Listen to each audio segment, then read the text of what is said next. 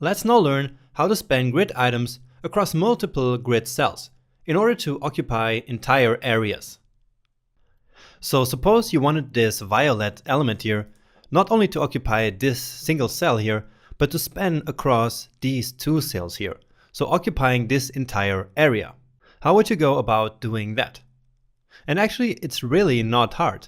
So remember that we learned how to use grid row and grid column, right?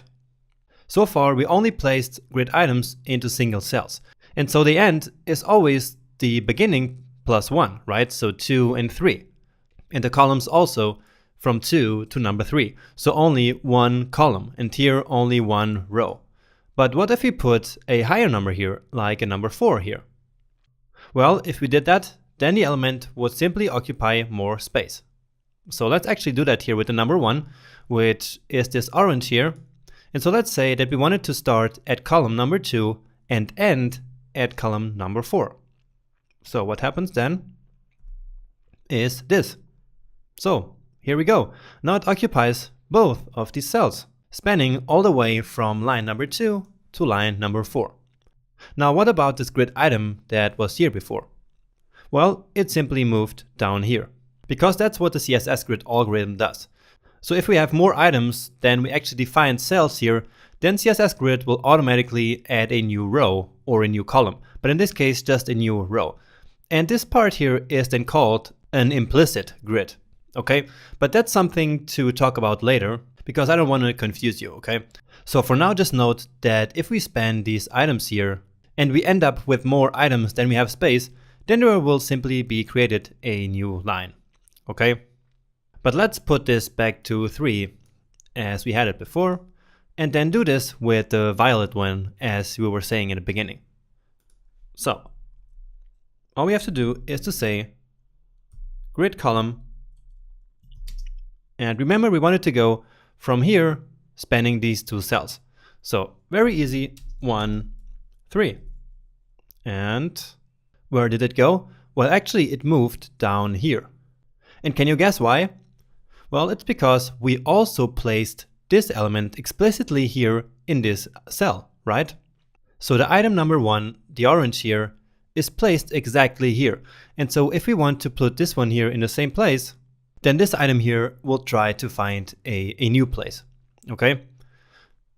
Unless we explicitly tell it to stay in this exact row where we wanted it to be. So let's also say grid row and say 2, 3. And so now you see that it moved here where it was before. And what happened now to the orange one? Well, it simply got hidden behind this one here. So what this means is that we can actually have multiple grid items in the same cell. So right now we have the orange one here in this cell, so here behind the violet one, and then we have the violet one on top of all of this, occupying these two cells. Okay, and this is something really important to remember, okay? So we can always have multiple grid items in the same cell. Now, if you wanted this orange one here to be on top and to be visible, all we have to do is to set its z-index to some value, like let's say 10, and then you will see it move on top, okay? So very simple. And this is actually a technique that is used quite a lot with CSS grids, like for image galleries or stuff like that, where we can have elements overlying each other to create some great effects like this, okay? Now, of course, we can do the same with rows. So let's come here to element number 5, and instead of ending here at row line number 2, let's make it end on row line number 3. So right here. And all right, so you see here now that it spans these two grid cells here, right? So that's one way of spanning elements across multiple cells. But there's actually another way. And so let me demonstrate that one to you as well. And I'm going to do that with this one here, with the green one. So number 2. And actually this is not even positioned at all. So that's perfect to show you how it works. So we can simply say grid column again. And so suppose that we want it to be from here to here. So we could say, of course, 1 and 3 like we did before, and that would do the job. And so where is it now? Yeah, so it moved down here now again because of the same reason that we had before, because this one here is placed explicitly here at this point, right? So you see here, we placed it right here, and so this element then moved down here. But right now that's not a problem, just to explain it to you. So instead of writing 1 and 3 here, we can simply say that we want it to span across 2. And that will do the exact same thing. And we can say 3, of course. And then what happens is that it's going to span across 3 grid cells. So 1, 2, and 3. And that's what this 3 here means. Okay? Of course, we could also start this here with number 2 and then span all the way until number 2. Or actually all across 2 grid cells. So starting from number 2 here across 2 grid cells. Now maybe you noticed before when we had the number 3 here, you saw what happened. So basically it created a new column here. A column that is completely empty because we didn't define any width for it, but it still tried to kind of create a new column there. So that's not a good idea. And so if we're not really sure what to put here, there's actually still another way. So number 2 here is what we wanted, so to span across 2, but let's actually do it even in another way. So grid column, starting from number 2, and now let's pretend that we don't remember how many columns we have. All we know is that we want it to be all until the end. And in order to represent the end, all we have to do is to say -1. Okay, and that's it.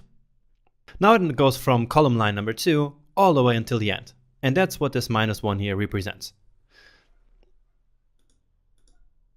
Okay, so instead of hard coding here how many cells we want to occupy, we simply put -1 and then it goes all the way until the end. Because suppose that we wanted to start it in number 1, and if we had span 2 here before, so if we had this, then now we had to change it to 3, right? And if we changed our mind again and wanted to be from 2 until the end, then we would have to change both again. But with -1, that doesn't happen, okay? So no matter what we put here, we can put 1 and it goes until the end. We can put 2 and it goes all the way until the end, and even 3.